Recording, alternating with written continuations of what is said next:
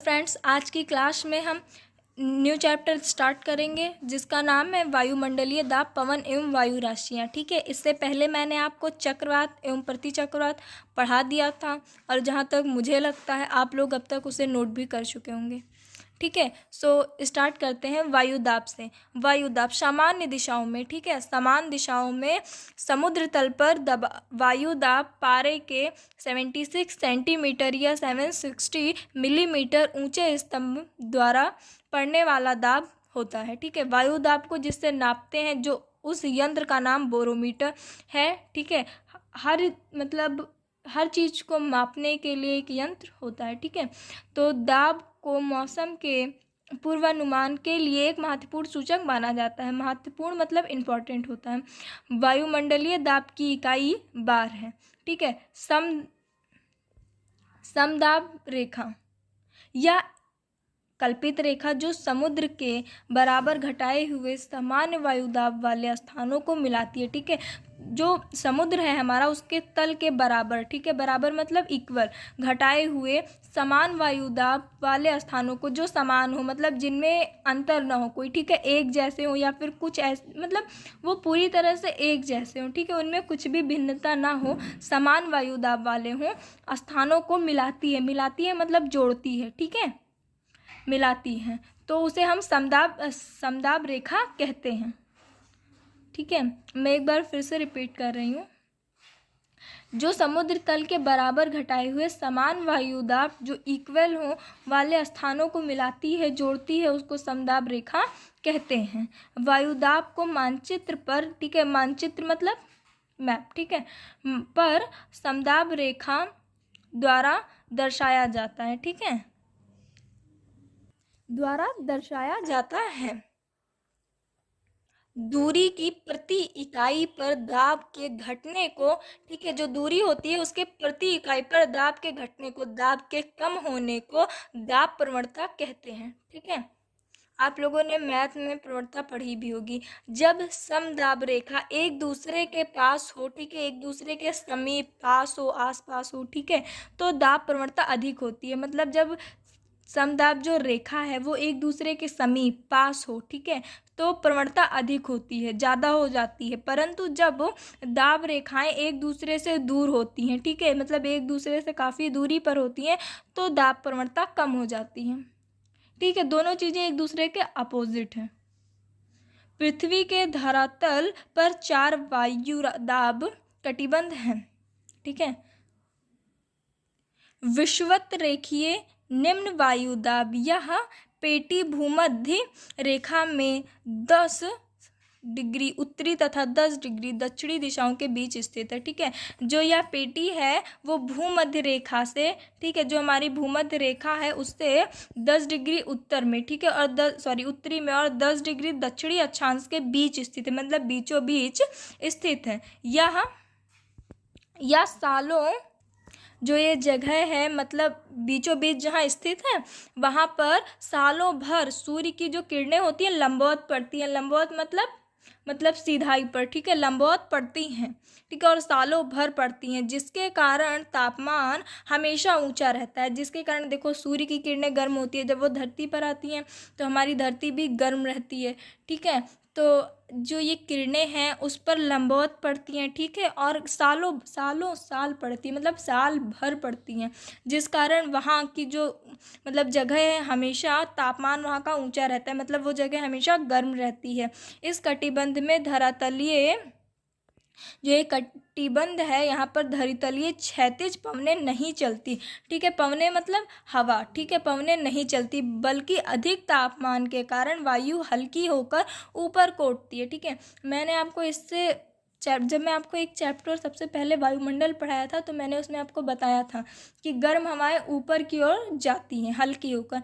ठीक है, तो ये हमेशा गर्म रहती है जगह, जिसके कारण यहाँ पर जो पवन है, पवन मतलब हवा, वो नहीं चलती, मतलब ना के बराबर चलती है। ठीक है, अधिक तापमान होने के कारण वायु हल्की होकर, ठीक है, जब अधिक तापमान होता है तो वायु हमारी जो होती है हल्की हो जाती है, जिसके कारण वो ऊपर की ओर उठ जाती है। ठीक है, ऊपर की ओर उठ जाती है मतलब ऊपर की ओर जाने लगती है। कहाँ जाने लगती है? वायुमंडल में, ठीक है, और वहाँ जाकर वो ठंडी हो जाती है। और धाराओं का जन्म होता है। ठीक है, इसलिए एक कटिबंध को शांत कटिबंध, ठीक है, शांत कटिबंध कहते हैं। ठीक है, शॉर्ट भाषा मतलब आसान भाषा समझो। नोट आप लोग हमेशा कलरफुल पेन से लिखें, इस बात को हमेशा याद रखें। तो जो विषुवत रेखा पर पृथ्वी के, ठीक है, जो घूर्णन का वेग होता है वो सबसे अधिक होता है। ठीक है, ध्यान से सुने, वो वेग सबसे अधिक होता है जिससे यहाँ पर अपकेंद्रीय बल सर्वाधिक होता है। ठीक है, यहाँ पे बल होगा। ठीक है, आप लोग सही कर लें या फिर वेट में कर देती हूँ। बल सर्वाधिक होता है जो वायु को पृथ्वी के, ठीक है, जो वायु होती है उसको पृथ्वी के पृष्ठ से, ठीक है, परे धकेलती है। इसके कारण भी यहाँ पर वायुदाब कम होता है। एक वजह मैंने आपको पहले बताई, एक ये दूसरी वजह। ठीक है, यहाँ पर अपकेंद्र बल सर्वाधिक होता है, ज़्यादा होता है, अधिक होता है। कई तरह से आप इसे समझ सकते हैं, जो भाषा आपको आसान लगे, जल्दी याद हो। जो वायु को पृथ्वी के पृष्ठ, ठीक है, जो वायु है वो पृथ्वी के पृष्ठ से परे ढकेलती है। ठीक है, जिसके कारण भी यहाँ पर वायुदाब कम होता है।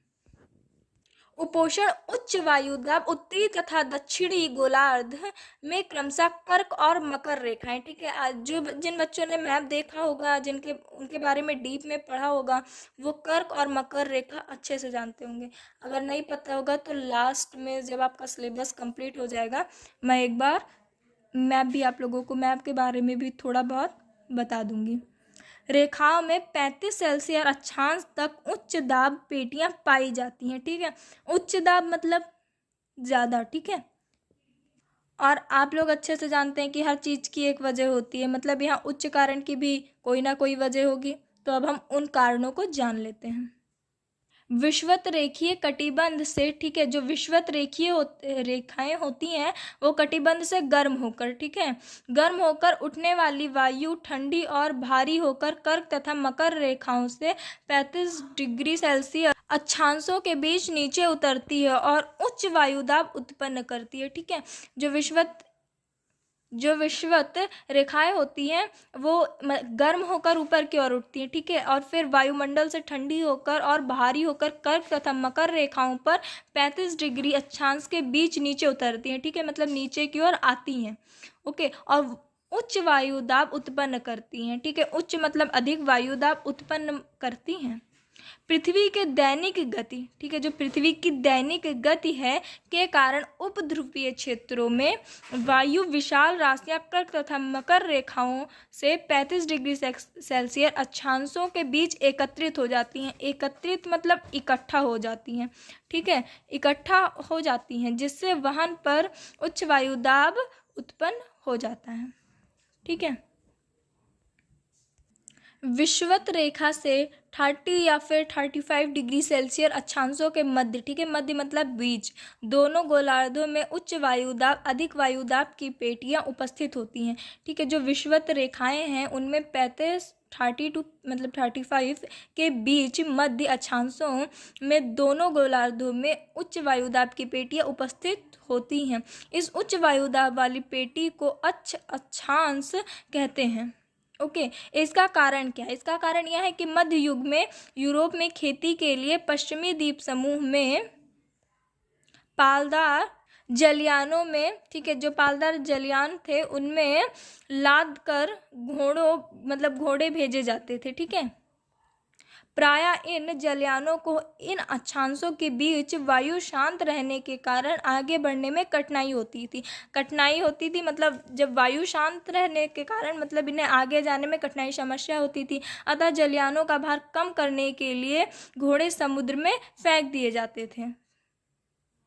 ठीक है, उपध्रुवीय निम्न वायुदाब 45 डिग्री उत्तरी तथा दक्षिणी अक्षांशों में क्रमशः, ठीक है, आर्टिका वृत्तों के बीच निम्न, ठीक है, वायु भार की पेटियां पाई जाती हैं, जिसे उपध्रुवीय निम्न दाब पेटियां कहते हैं। ध्रुवीय उच्च वायुदाब पेटियां 80, ठीक है, 80 उत्तरी तथा दक्षिणी अक्षांश से उत्तरी तथा दक्षिणी ध्रुव तक उच्च पेटियां पाई जाती हैं। ठीक है, सो BA फर्स्ट सेमेस्टर में आपका जो ये ज्योग्राफी का चैप्टर है, इसमें सिर्फ इतनी ही टॉपिक है जिसको मैंने आपको पढ़ा दिया, ठीक है। और जितने टॉपिक थे आपके सारे कंप्लीट हो चुके हैं, तो अब आप इनको नोट कर लें और प्लीज़ चैनल को लाइक एंड सब्सक्राइब कर दें। अपने फ्रेंड्स को भी भेज दें जिससे उन्हें भी नोट्स बनाने में हेल्प मिले और कम से कम टाइम में उनकी नोट्स कंप्लीट हो जाएं। नेक्स्ट चैप्टर आपको नेक्स्ट वीडियो में बहुत जल्दी मिलेगा। Thank you.